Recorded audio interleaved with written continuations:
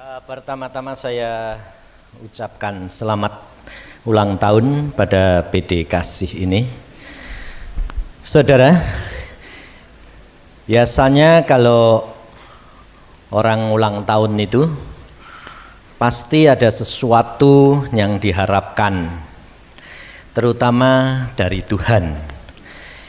Kalau anak-anak ulang tahun, saudara, yang diharapkan itu, yang anak-anak itu mengharapnya dari teman atau dari orang tuanya, dari orang tua. Maka dari itu saudara, pada hari ini kita ulang tahun PD Kasih ini. Ibu-ibu ini anaknya siapa toh? Hah?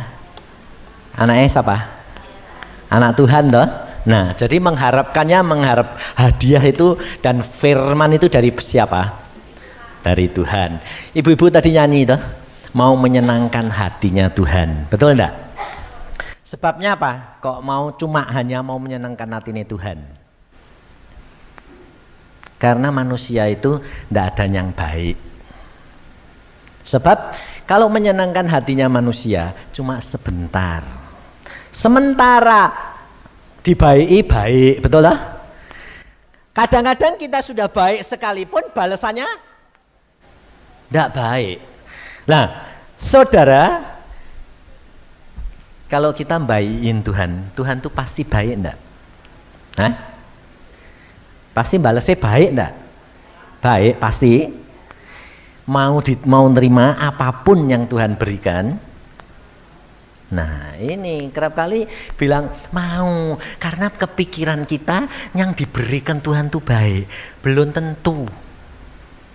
Sebab yang baik dari Tuhan itu belum tentu baik dan enak untuk saudara. Betul enggak? Contohnya, anakmu minta makan tart tiap hari, tidak mau makan nasi. Sebab itu hobinya, kesenangannya. Ibu-ibu, kamu kasih enggak?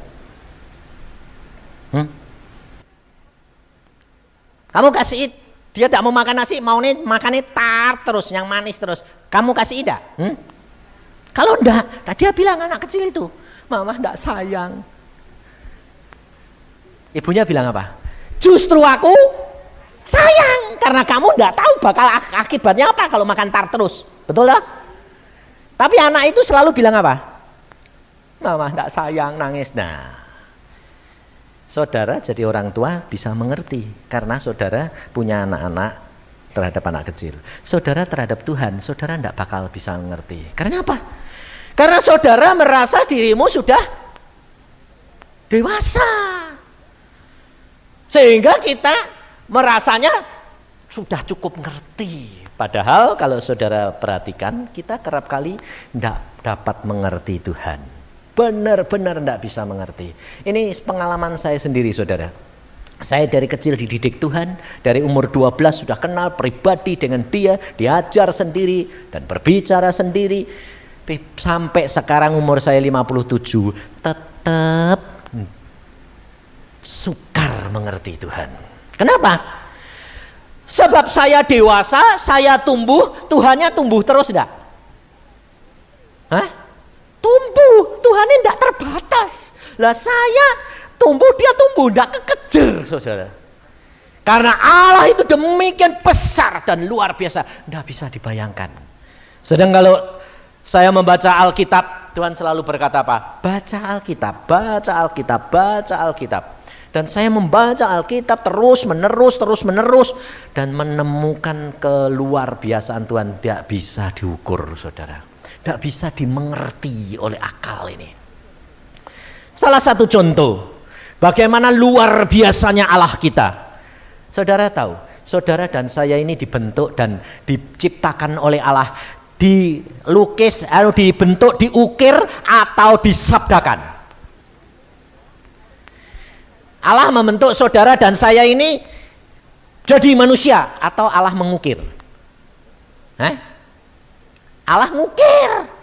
Jadi Allah ngambil tanah liat di model, dibentuk, nah, lalu hidungnya ditiup, jadi hidup, jadi Adam dan Hawa. Nah, saudara tahu binatang-binatang itu Allah ngukir atau Allah bersabda? Hah? Saudara tahu, binatang-binatang itu Allah ngukir atau Allah bersabda? Hah? Bersabda. Nah, tak bacain ya. Ayo, coba baca di dalam kitab Kejadian. Loh, kitab yang pertama loh itu. Saya ngajak saudara itu yang pertama, yang mula-mula saja. Lah kalau yang mula-mula saja belum dibaca, apalagi yang akhir. Maka dari itu saudara nanti mengenal Allah, dan kita akan mengenal luar biasanya dan tidak bakal bisa mengerti. Di dalam kitab Kejadian pasal 2 ayat 19. Saya bacakan sebab sebagian tidak bawa Alkitab. Bawa Alkitab bukan berarti tidak punya. Saya yakin punya. Dan tidak berarti tidak baca Alkitab. Sebab saya sendiri kalau ke gereja jarang bawa Alkitab. Saudara lebih rohani dari saya. Kamu kalau ke gereja bawa Alkitab. Saya kalau ke gereja malah tidak bawa Alkitab. Kenapa? Sebabnya sudah baca terus, jadi dengerin malah konsentrasi gitu loh. Nah, kitab Kejadian pasal 2 ayat 19. Lalu Tuhan Allah membentuk dari tanah segala binatang hutan dan segala burung di udara. Jadi binatang itu diukir Tuhan atau disabdakan? Diukir loh. Jadi binatang-binatang itu semua ada yang besar, ada yang kecil enggak? Hah? Yang seperti gajah yang raksasa. Bukan gajah sekarang, gajah yang di es sana loh, yang besarnya tuh tinggi-tinggi itu. Tuhan ngukir. Betul enggak? Sekarang yang kecil-kecil kuman diukir enggak? Wong itu ya binatang. Hah? Diukir. Lah Tuhan tuh besarnya seberapa, kecilnya seberapa ya? Wong kamu aja ndak lihat tuh mikroskop lihatnya. Tapi kalau kamu lihat kuman-kuman bentuknya aneh-aneh enggak? Bisa bayangin Tuhan ngukir kuman yang virus-virus? Kalau Tuhan mau menciptakan binatang saja saudara dan saya tidak bisa bayangin, apalagi rencana dan kehendaknya jagat raya, betul enggak? Maka dari itu saudara, kita peringati dan perhatikan. Pada waktu saya akan membawa firman Tuhan ini, saya berdoa, Tuhan apa yang Engkau mau sampaikan kepada anak-anakmu PD kasih. Tuhan mengatakan apa? Berikan firman-Ku kembali kepada kasih-Mu yang mula-mula. Ini firman daripada Tuhan yang saya akan sampaikan saudara. Dan PD kasih ini kalau saudara perhatikan ulang tahunnya ke berapa? 5 tadi ya. Karena banyak ibu-ibu yang kecepet. Baik kecepet karena ulah suami, kecepet ulah mertua, kecepet olah orang tua, anak-anak, tetangga, famili, saudara. Karena apa? Karena banyak ibu-ibu yang tidak bisa mengeluarkan isi hatinya. Karena apa? Gengsi dong. Jujur bener, masuk masalahnya sendiri disiar-siarin, diomong-omongin sama orang, kan enggak. Sebab ibu-ibu ini paling lihai, suruh nyimpet. Karena apa? Dari kecil sudah dibentuk. Kalau anak perempuan itu enggak boleh gampang mengeluarkan pendapat. Kalau anak laki, oh itu anak laki. Anak perempuan mesti diem, nyimpen, makanya banyak yang sakit jantung.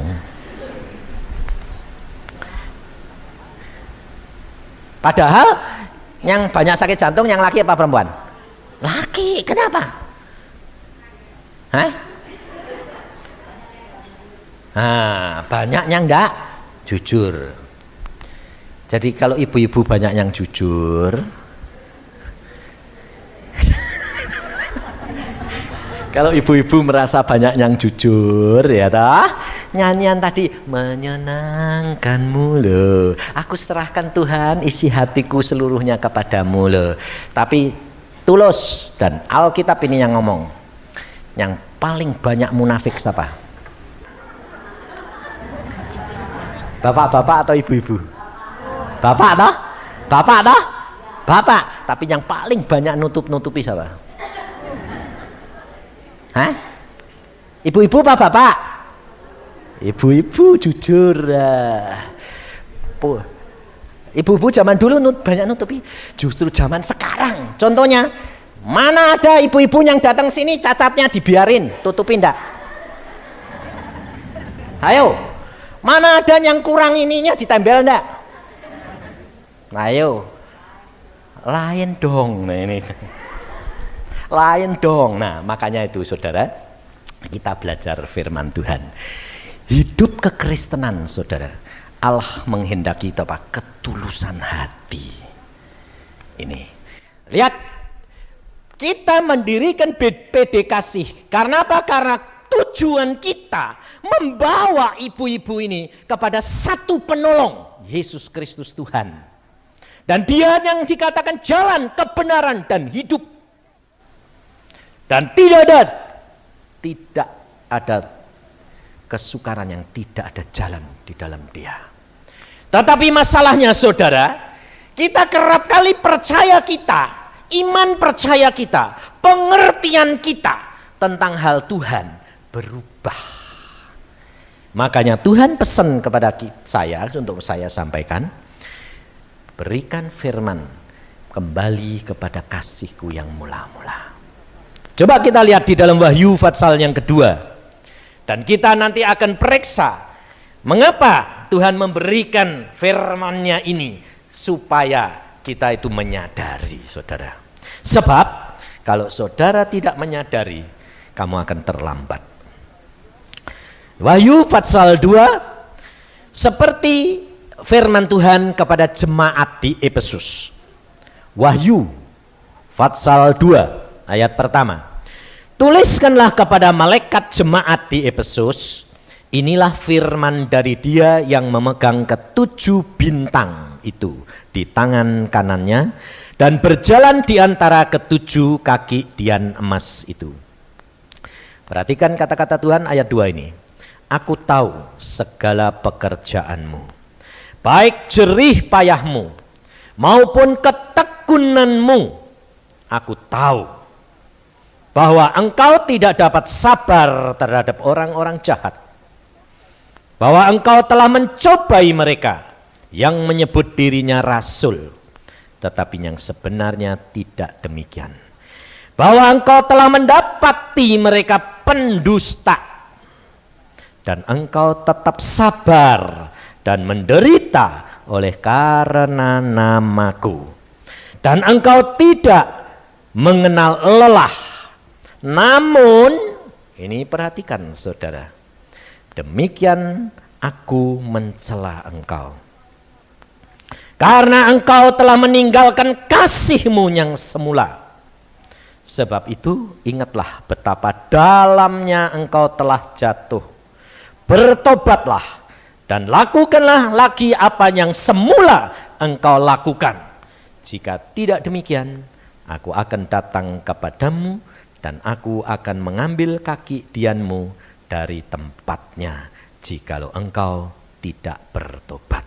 Sampai di sini. Nah, saudara, jemaat di Efesus ini dipuji oleh Tuhan secara akal, secara pikiran.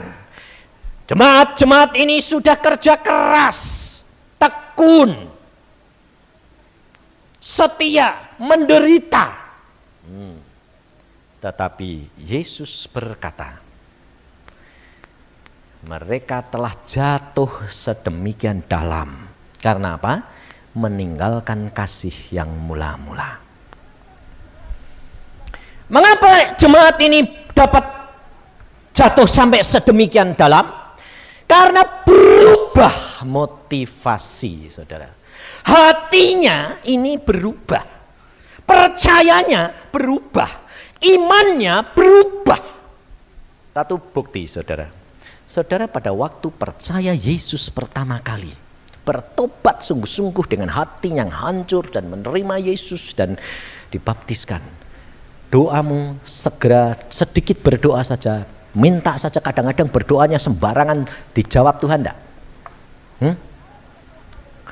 Tapi sekarang setelah kamu menerima Tuhan, sudah mengenal, mulai berbakti, dengar khotbah, dengar firman Tuhan dari sana sini, tambah dalam mengenalnya, doanya tambah gampang didengar atau susah? Oh, ini fakta loh saudara. Susah apa gampang? Susah loh. Di mana letak kesalahannya? Firman ini saudara. Maka banyak orang Kristen kecewa. Sebab apa saudara? Sebab saudara percaya pertama kali bukan pakai ini, tapi pakai hati. Ininya enggak jalan. Sebab masalahnya sudah terlalu banyak. Ini sudah beku. Lalu datang kepada Yesus, ditumpahkan semua isi hatinya, lalu percaya mendapatkan kelegaan. Tapi demikian sudah percaya, masalahnya sudah hilang, cari Yesus, baca Alkitab, dengar firman Tuhan, wih, percayanya bukan pakai ini lagi, sudah pakai ini, ditimbang-timbang. Ini benar ya, ini logis ya, oh ini enggak ya, ini ya, ini ya, ini ya. Nah, berubah motivasi. Baca di dalam Roma 10. Supaya kita ini benar-benar mengerti dan mengalami, supaya jangan kecewa, saudara. Sebab kekristenan itu Tuhan Yesus sudah berkata, damai sejahtera yang aku berikan kepadamu tidak sama dengan damai sejahtera yang diberikan oleh dunia. Ibu-ibu tadi nyanyi enggak? Di dunia ini dinikmati cuma sementara. Cuma sementara. Tidak ada yang kekal, tetapi damai sejahtera dan kasih Yesus kekal. Tidak mungkin kamu kehilangan kasih kalau kamu tetap di dalam Dia. Tetapi kalau saudara kehilangan kasih, kehilangan damai sejahtera, karena saudara berubah motivasi. Dan ini Tuhan yang ngomong, bukan saya. Saya kerap kali diajari, kalau saya sudah mulai memikir Tuhan bilang, kamu ini orang percaya atau orang Farisi? Orang percaya. Kenapa kamu pakai pikiran? Coba baca di dalam Roma 10. Roma 10, pasal 10, ayat yang ke-6. Mulai ayat 6. Tetapi kebenaran karena iman berkata demikian. Jangan katakan di dalam hatimu, siapakah akan naik ke surga? Yaitu untuk membawa Yesus turun, atau siapakah akan turun ke jurang maut, yaitu untuk membawa Kristus naik dari antara orang mati. Tetapi apakah katanya ini? Firman itu dekat kepadamu, yakni di dalam mulutmu dan di dalam hatimu. Itulah firman iman yang kami beritakan. Sebab jika kamu mengaku dengan mulutmu bahwa Yesus adalah Tuhan, dan percaya dalam hatimu bahwa Allah telah membangkitkan Dia dari antara orang mati, maka kamu akan diselamatkan. Karena dengan hati orang percaya dan dibenarkan, dan dengan mulut orang mengaku dan diselamatkan. Karena kitab suci berkata, barang siapa yang percaya kepada Dia tidak akan dipermalukan. Ini loh saudara. Jadi Alkitab, kebenaran iman berkata apa tadi? Dengan mulut dan hati, itu orang percaya. Maka dikatakan, jangan kamu katakan. Kalau dia berkata, siapa yang akan membawa Yesus turun? Itu pakai ini atau pakai hati atau pakai pikiran? Pikiran. Itu bukan orang percaya, saudara. Dan kerap kali kita tidak menyadari bahwa kita menjadi orang Kristen, pertama kali kita percaya Yesus bangkit dari antara orang mati. Ya, karena apa? Sudah tidak mikir. Padahal kalau sudah mulai mikir, lah ya, manusia kan sudah mati, bangkit. Bangkitnya bagaimana? Kok bisa bangkit lagi itu bagaimana? Nah, sudah dimulai dipikir.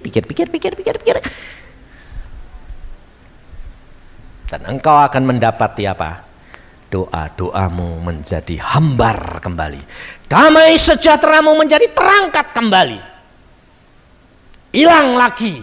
Dan saudara tidak ada bedanya dengan orang-orang sebelum bertobat. Ini kerugian orang Kristen. Sehingga akhirnya orang Kristen jadi kecewa lagi. Lah, pertolongan cuma sementara. Dulu pertama kali bertobat, wah ditolong. Habis itu mana? Gak datang lagi. Sampai akhirnya cari pendeta sana. Pak, doain dong Pak. Mana? Gak mempan, cari yang lain. Lah, karena apa saudara? Mau didoain siapa saja ya gak mempan. Karena apa? Yang berubah di sini, cawan hatinya bocor. Mau diisi air jernih kayak apa? Oh, tidak bakal. Malah kalau diisi sama air kotor, nyumbat. Jadi senengnya malah sampah. Sebab dek sampah nyumbat. Jadi bocornya kesumbat. Kalau barang bocor dikasih air yang jernih, bocor terus. Tapi kalau ditambahi sama sampah, nyumbat. Makanya seneng sampah. Ini loh saudara. Maka banyak orang Kristen akan kecewa. Alkitab tadi sudah mengatakan kepada saudara dan saya, Tuhan Yesus memuji secara permulaan. Dipuji Tuhan, engkau tekun, engkau setia, engkau baik, engkau menderita karena namaku, engkau sabar. Udah itu, sudah. Tapi Tuhan bilang, aku peringatkan kamu, kamu jatuh karena kamu meninggalkan kasih yang mula-mula. Karena kasih yang mula-mula itu apa saudara? Tidak pakai ini, tapi pakai hati, percaya yang sungguh.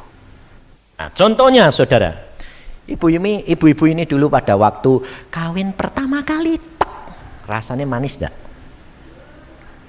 Manis toh? Baru dapat pacar baru. Manis toh? Lama-lama jadi pahit. Kalau sudah pahit, kira-kira tetap sabar enggak? Hah? Enggak. Keliru. Sabar. Lah wis kadung mau apa sudah terlanjur. Apalah aku bilang, kawin cerai. Kan enggak toh? Waduh, aku kecewa. Coba aku dulu enggak kawin sama kamu. Wong yang seneng enggak aku tuh ini.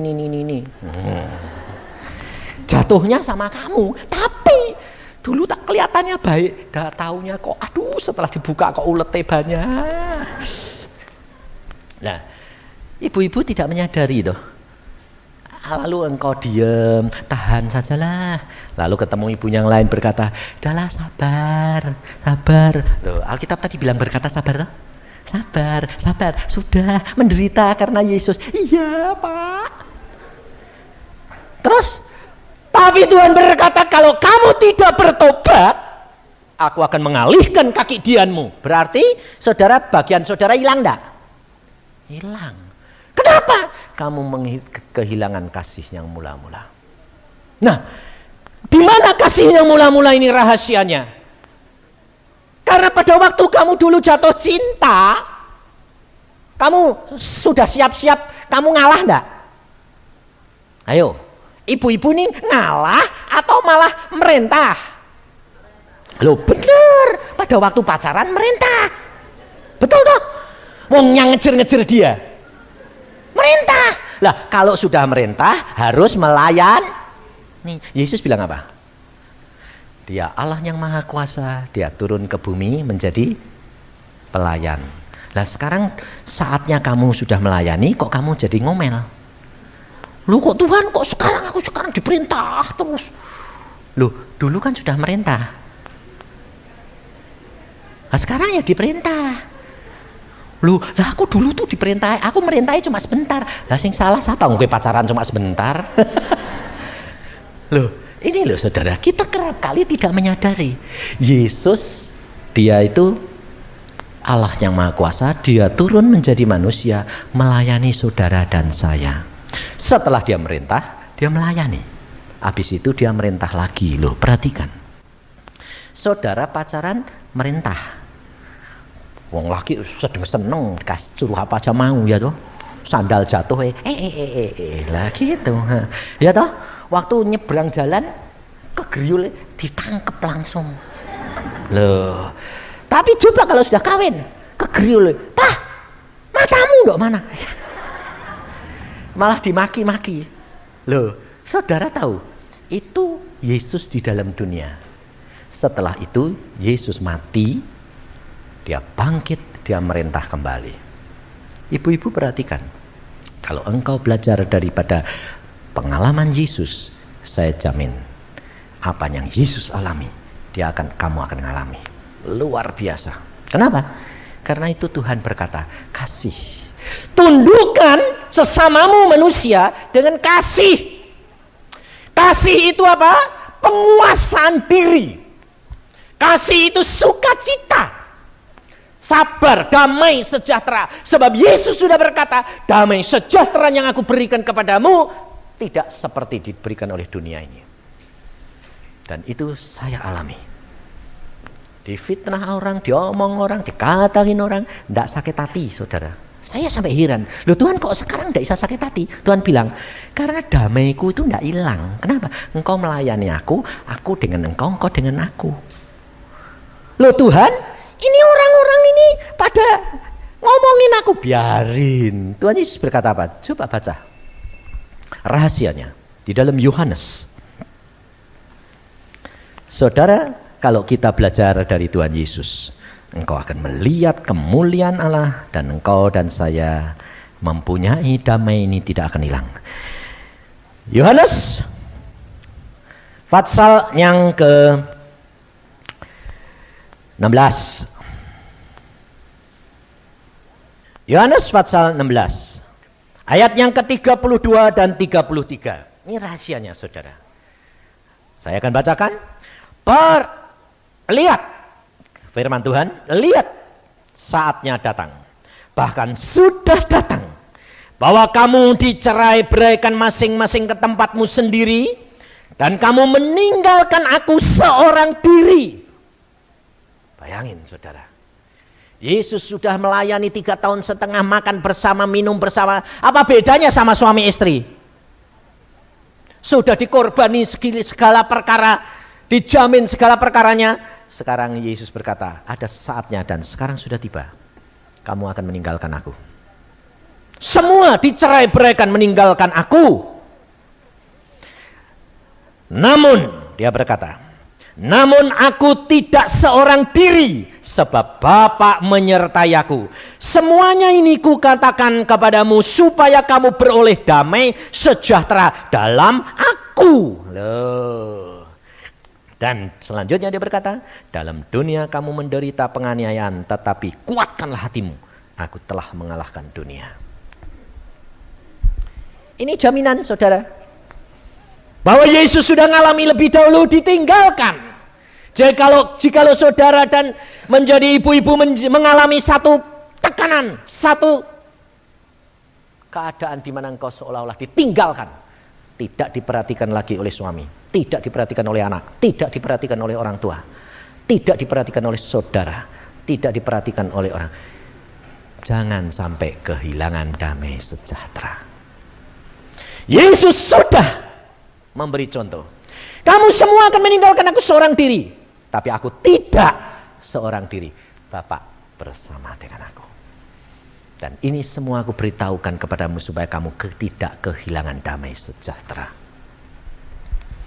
Maka dari itu, saudara, kalau engkau pelajari benar-benar firman Tuhan, engkau akan melihat kemuliaan Allah dan kamu tidak akan kehilangan damai sejahtera. Ini pengalaman istri saya sendiri.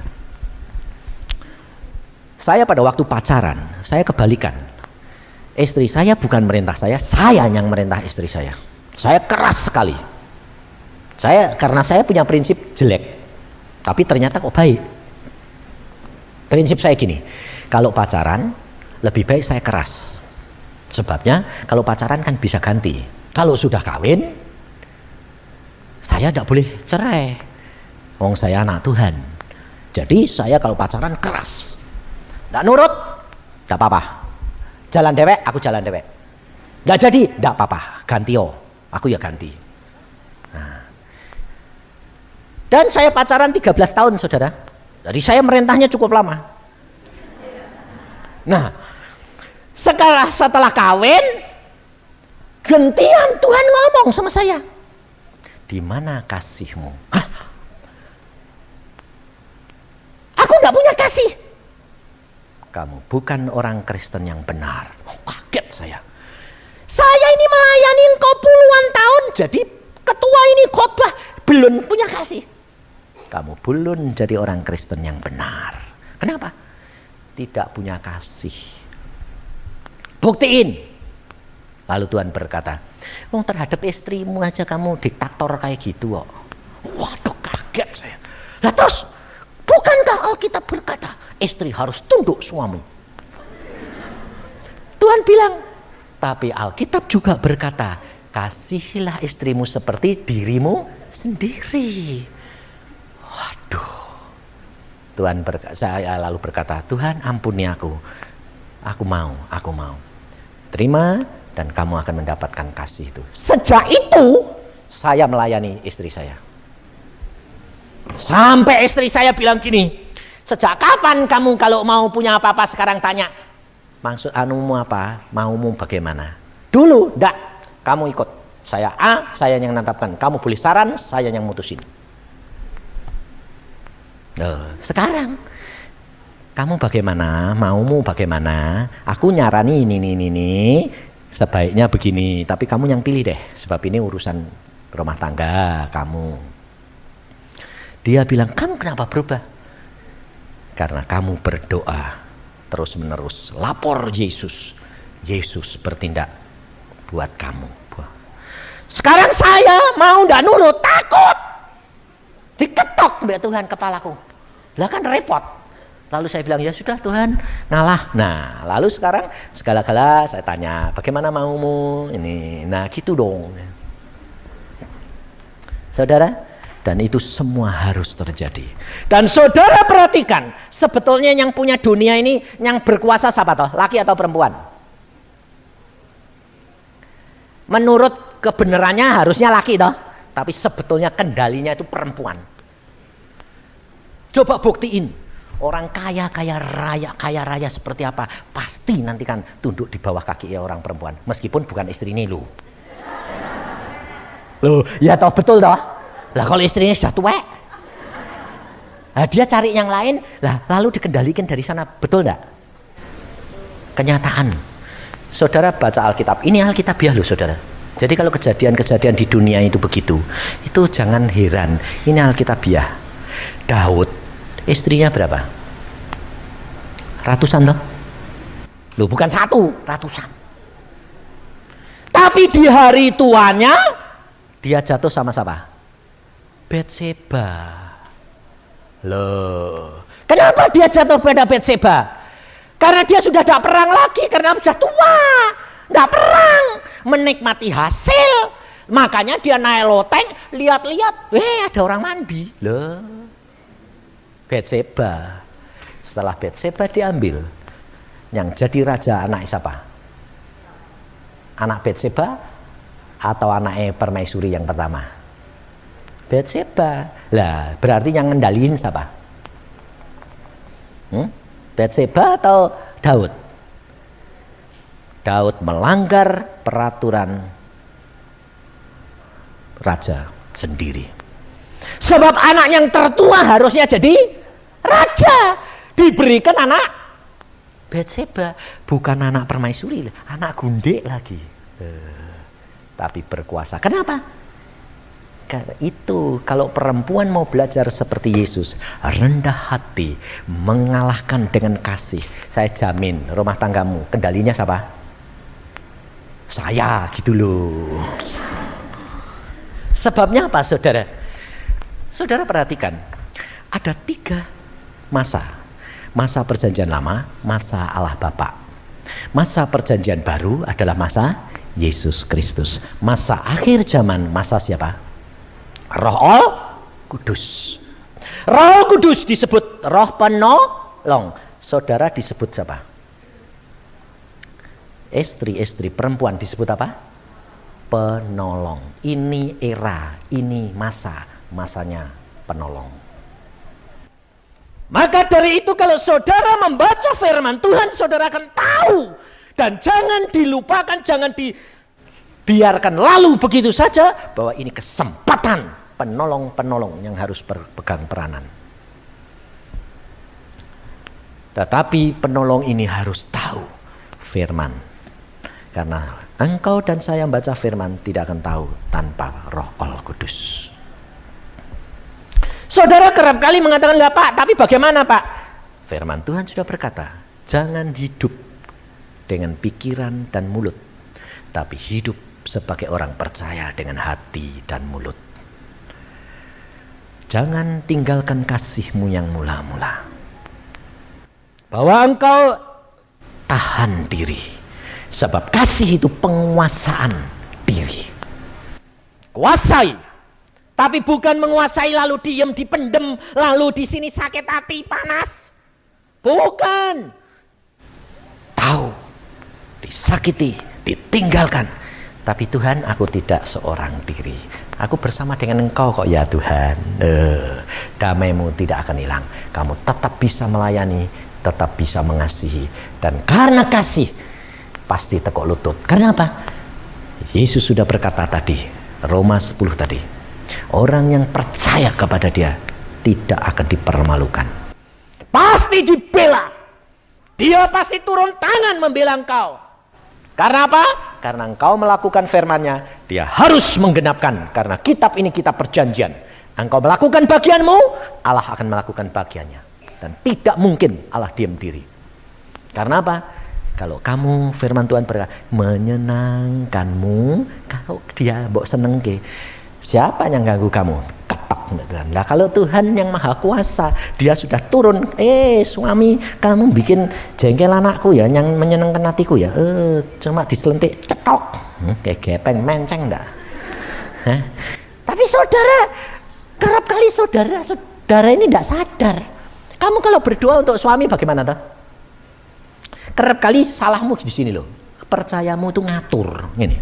Tuhan, ampuni ya. Kalau dia sakit sedikit, jangan sakit sih Tuhan. Loh, kamu harusnya begini, Tuhan, itu suamiku. Kalau dia nakal, prosesen, didikan. Karena aku tahu kalau aku yang didik, udah bakal denger. Tapi kalau engkau yang didik pasti sip, betul enggak? Kalau perlu dikasih tengkleng, perlu enggak? Ya biarin. Siapa tahu kalau dia karena kemewahan, kemakmuran, lalu dia seperti Daud mulai matanya lihat-lihat karena sehat. Nah kalau Tuhan lihat, wah dia ini kalau dikasih sehat kayak gini matanya lihat-lihat. Kalau gitu kasih tengkleng supaya tinggal di rumah. Nah, lalu sakit di rumah. Nah, lalu engkau bilang, loh jangan sakit dong Tuhan. Loh Tuhan bilang, aku justru kasih sakit ini baik supaya kamu nunjukkan kasihmu, rawat, sayangi. Nanti dia kalau di sana, wah, datang dimaki-maki, dia bisa membedakan antara kamu dan sana. Betul enggak? Loh, tapi kamu belum. Kalau enak pergi sana, kalau susah aku yang rawat.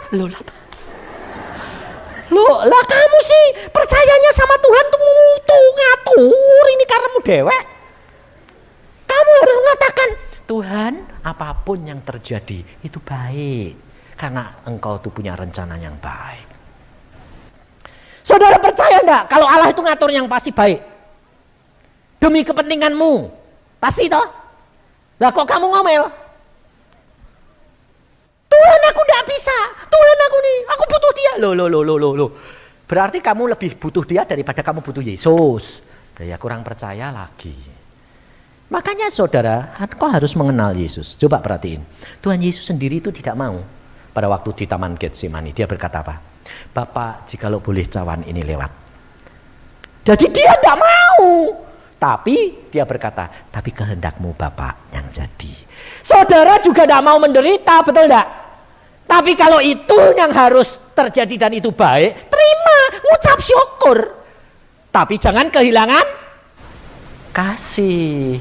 Nanti ngerawat sambil ngomel, rasain dulu.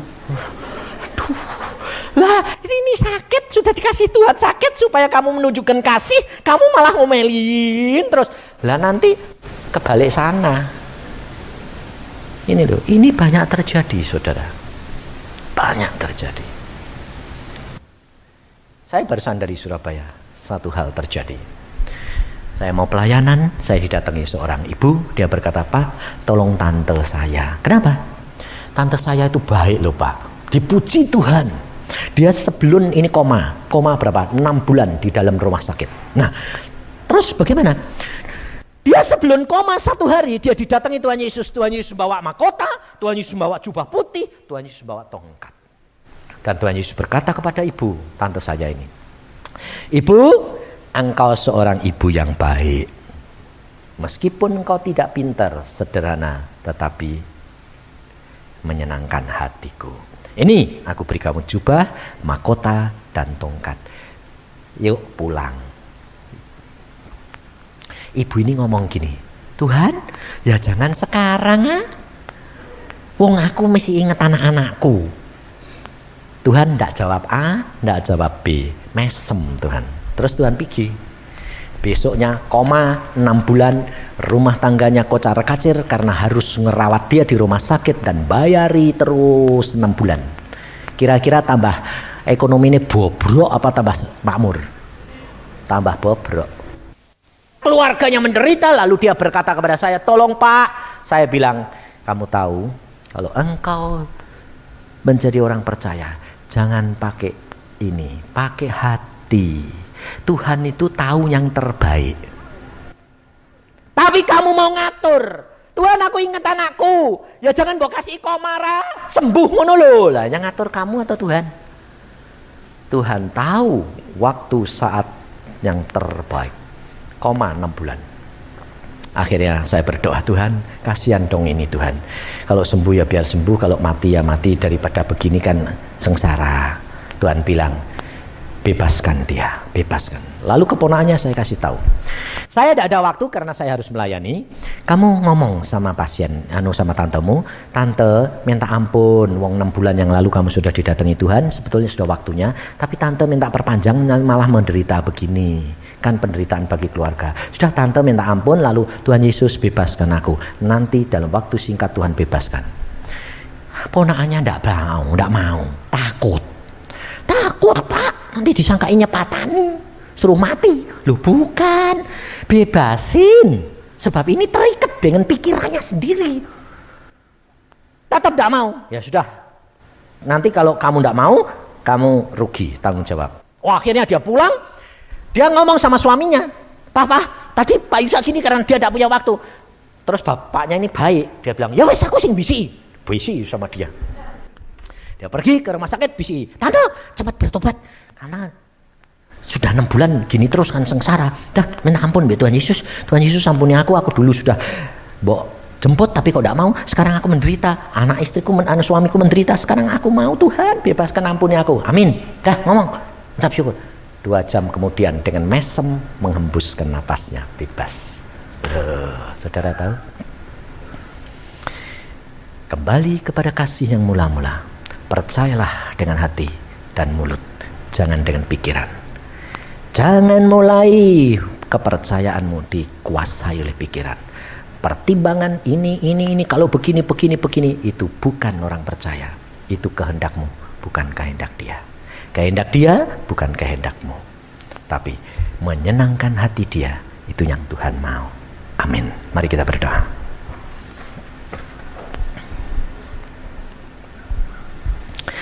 Mari kita berdoa.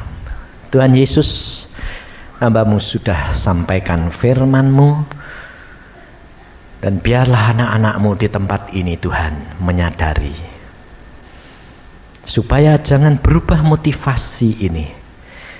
Kasih yang mula-mula, mengasihi Engkau, rela menanggung semuanya ini untuk mematikan keakuan kita, dan akhirnya kita akan bangkit bersama dengan Yesus, dan Yesus memerintah atas kami dan menjadi penolong kami dalam melakukan tugas kami di dalam dunia ini. Bapak, Engkau lihat anak-anak-Mu di tempat ini. Tidak ada satupun yang tersembunyi di hadapan hadirat-Mu Tuhan.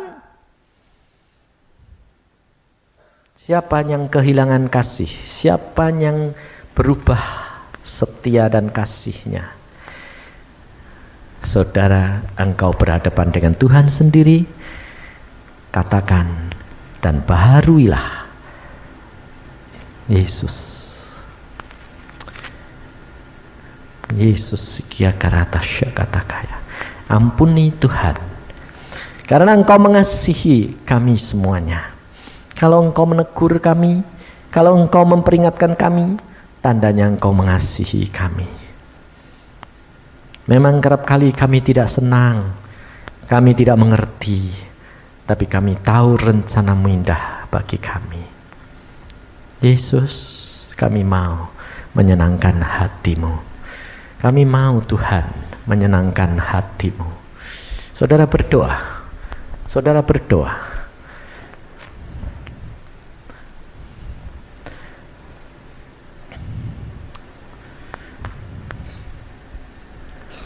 Saudara berdoa. Kalau engkau kehilangan kasih-Mu yang mula-mula, kalau engkau mulai banyak menggerutu, kau ingat Yesus sudah mengasihi engkau lebih dahulu. Biar ibu-ibu menyanyikan. Engkau berdoa menyenangkan hati-Mu Tuhan. Karena kalau engkau menyenangkan hati Tuhan, Tuhan akan segera bela kamu. Karena Dia sudah berkata, orang yang berharap kepada Dia dan percaya kepada Dia tidak akan dipermalukan.